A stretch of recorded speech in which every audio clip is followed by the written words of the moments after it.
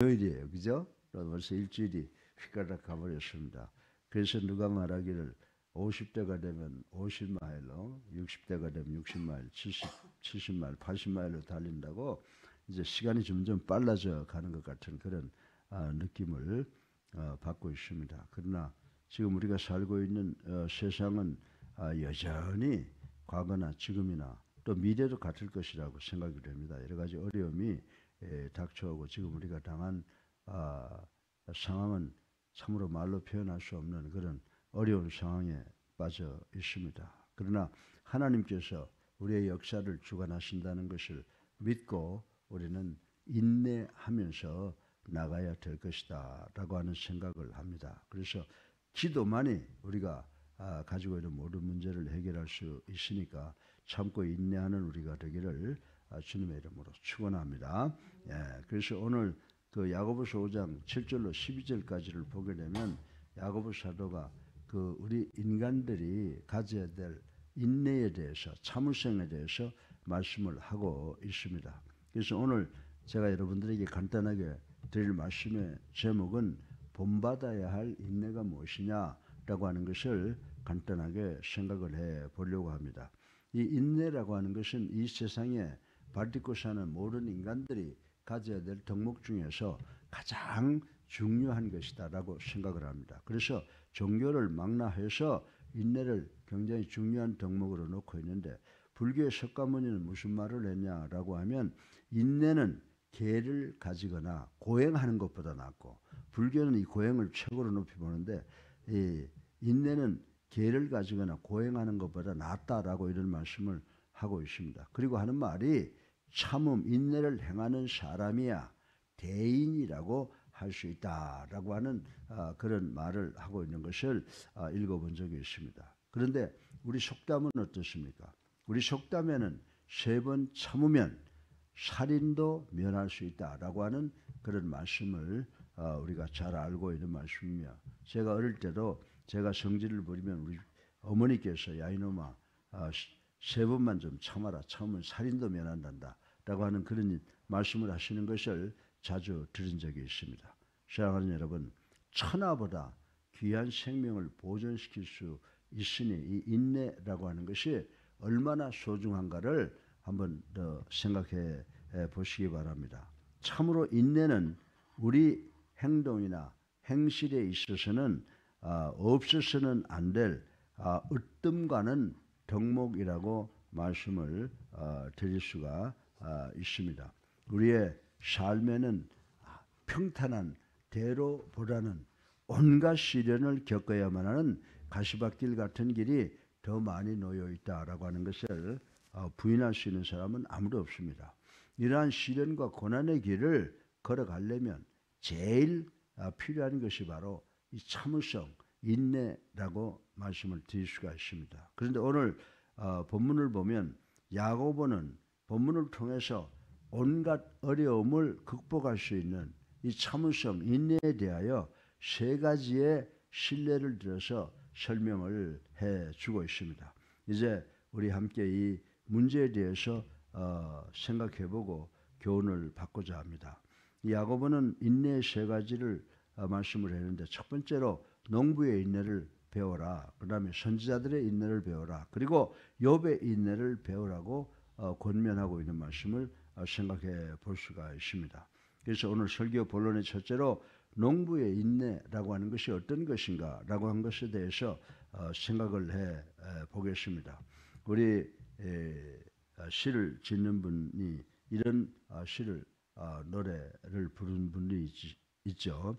한 송이의 꽃을 피우기 위해 봄부터 소쩍새는 그렇게 울었나 보다 라고 하는 이 어느 시인의 시구처럼 농부는 풍성한 수확을 거두기 위하여 이른 봄부터 씨를 뿌리고 여름에 땀을 흘려 곡식을 가꿉니다. 그리고 가을이 되면 추수를 하게 된다라고 하는 것을 우리는 잘 알고 있습니다. 이것이 이 땅에서 나는 소중한 열매를 바라는 농부들의 인내라고 말씀을 드릴 수가 있습니다. 모진 비바람과 뜨거운 태양을 등지고 봄에는 씨를 뿌리고 여름 내내 수고의 땀을 흘리는 농부는 가을이 와서야 풍성한 추수를 거두려는 일념으로 모든 수고를 참고 인내한다라고 하는 것입니다. 열매는 하룻밤 사이에 휘가닥 맺어지는 것이 아니라 땀을 흘리며 애쓰고 노력하며 기다려야 딸 수 있다는 것입니다. 그래서 우리가 성경에 보면은 갈라디아서 6장 9절에 때가 되면 거둔다라고 말씀을 하셨으며, 또 마가복음 4장 28절에 보면 처음에는 싹이요, 다음에는 이삭이요, 그 다음엔 곡식이라고 하는 말씀이 우리에게 주는 교훈이 바로 이 교훈이다라고 말씀을 드릴 수가 있습니다. 그래서 열매라고 하는 것은 싹으로 나고 이삭이 되고 그리고 곡식의 과정을 거쳐야 하는 것처럼 농부에게도 기다림, 즉 인내의 기간이 필요하다라고 하는 것입니다. 그런데 우리 성도의 인내도 이 같은 농부들이 기다리는 것처럼 우리도 이 기다림이 필요하다라고 오늘 본문의 저자 야고보는 이야기를 하고 있습니다. 사랑하는 성도 여러분, 우리 성도들은 모두 영적인 농부들이라고 말씀을 드려도 과언이 아니라고 하는 것입니다.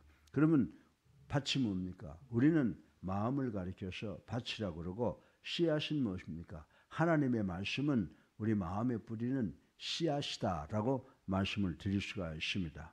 그러므로 우리는 우리 밭인 마음에 씨인 하나님의 말씀을 누구처럼 심어야 될까요? 농부처럼 열심히 뿌리고 가꾸며 그 열매를 맺는 날, 즉 다시 말해서 주님의 재림이 우리가 추수하는 시기인데, 우리가 말씀을 열심히 심으면서 전하면서 예수 그리스도의 재림을 기다려야 된다라고 하는 것을 오늘 우리가 다시 한번 생각해 봐야 됩니다. 그래서 제가 늘 여러분에게 말씀드리는 것은 우리 교회는 예수 그리스도의 재림을 기다리는 사도행전적 교회, 그리스도의 교회다라고 하는 것을 제가 말씀을 드리고 있는 것입니다. 그렇다고 하면 이 기다림이라고 하는 것은 뭡니까? 기다림이라고 하는 것은요, 두 가지가 있어요. 하나는 뭐냐면 수동적인 것이 있고 하나는 능동적이 있는 것인데, 이 지금 제가 말하는 이 기다림이라고 하는 것은 수동적으로 무의도식하면서 기다리는 것이 아니라 능동적으로. 그럼 능동적이라고 하는 것은 뭐냐? 농부가 씨를 뿌리고 가꾸고 그리고 열심히 거두며 그리고 때가 될 때까지 기다리라는 그런 의미를 여러분에게 지금 말씀을 드리고 있는 것입니다. 우리가 생각해 보면 농부는 결코 여름 내 한가하게 지내면서 가을을 기다리지 않는다고 하는 것을 우린 잘 알고 있습니다. 그런데 우리 이단 중에 잘 아시죠? 아무 날 아무 시에 주님이 재림한다라고 하는 시한부 종말론에 현혹돼서 생업을 전폐하면서까지 주님의 재림을 기다리고 있는 사람들, 과거에도 있었고 현재도 있다라고 하는 것을 우리는 잘 알고 있습니다.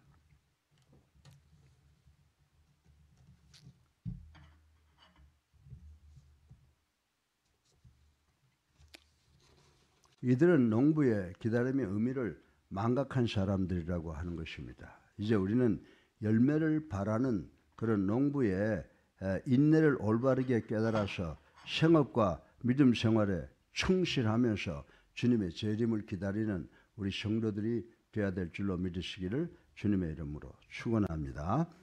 둘째로 선지자들의 인내를 예를 들었습니다. 그러면 선지자들의 인내라고 하는 것은 어떤 것인가를 한번 생각을 해보겠습니다. 우리가 성경 역사에 나타난 이 선지자들의 고난과 오래 참음과 순교는 오늘날 많은 고난을 당하는 성도들에게 커다란 위로와 격려가 됩니다. 그래서 본문 10절에서 야고보는 선지자들의 고난과 오래 참음의 본을 삼으라고 이렇게 권면을 하고 있는 것을 볼 수가 있습니다. 실로 많은 선지자들이 고난을 당하고 인내로 그 고난을 극복했다라고 하는 것을 우리는 잘 알고 있습니다. 일찍이 창세기에 누가 나타나 있습니까? 창세기 37장쯤 가서 보게 되면은 요셉이라고 하는 사람이 등장을 하는데, 요셉은 형들의 시기에 의해서 또 형들에 의해 팔려서 애굽 옥중에 갇히는 모진 시련을 당했으나 결국은 애굽의 총리 대신이 된 것을 우리는 잘 알고 있습니다. 그리고 다니엘 6장 16절에 보면은 하나님을 신실하게 믿는 다니엘은 사자굴에 던져지는 혹독한 형벌을 받았으며, 또 그리고 에레미야는 38장에 보게 되면 이스라엘의 멸망을 예언했습니다. 그래서 이스라엘의 멸망을 예언한 에레미야는 백성들의 비방을 받으며 구덩이에 갇히기도 하였습니다. 그리고 사도행전 7장 59절에 보면 스데반은 하나님의 복음을 전하다가 백성들의 돌을 맞아서 순교한 것을 우리는 볼 수가 있습니다. 그래서 우리가 이렇게 선지자들이 순교하기까지 인내했는데 그 순교는 결코 패배한 것이 아니라 그 고난을 극복한 인내의 극치, 인내의 하이라이트라고 볼 수가 있다고 전 여러분들에게 말씀을 드리고 싶은 것입니다. 순교자는 주님이 다시 오시는 그날에, 재림의 그날에 천사장의 나팔 소리와 함께 첫 부활에 참여하여 그리스도와 더불어 천년 동안 왕노릇하는 영광을 누리게 될 것이라고 요한계시록 20장 4절에 기록한 것을 우리는 읽어볼 수가 있습니다. 성도가 당하는 고난은 징계가 아니라 하나님께서 당신의 선하신 뜻을 이루시는 위대한 수단이요 방법이라고 하는 사실을 우리는 알아야 된다라고 하는 것입니다. 하나님께서는 지금도 이 고난을 통하여, 이 고난을 우리에게 적용하여 당신의 뜻, 당신의 섭리를 이루어 나가고 있다는 것을 인식해야 되는 줄로 믿으시기를 주님의 이름으로 축원합니다. 그러므로 우리는 이 세상 살아가면서 고난을 긍정적으로, 기쁨으로 받아야 된다라고 하는 것입니다. 인내로서 고난을 긍정적으로 받을 때 하나님께서 우리가 그 고난을 잘 지켜 그리고 넘어가도록 인도하여 주시는 줄로 믿으시기를 주님의 이름으로 축원합니다.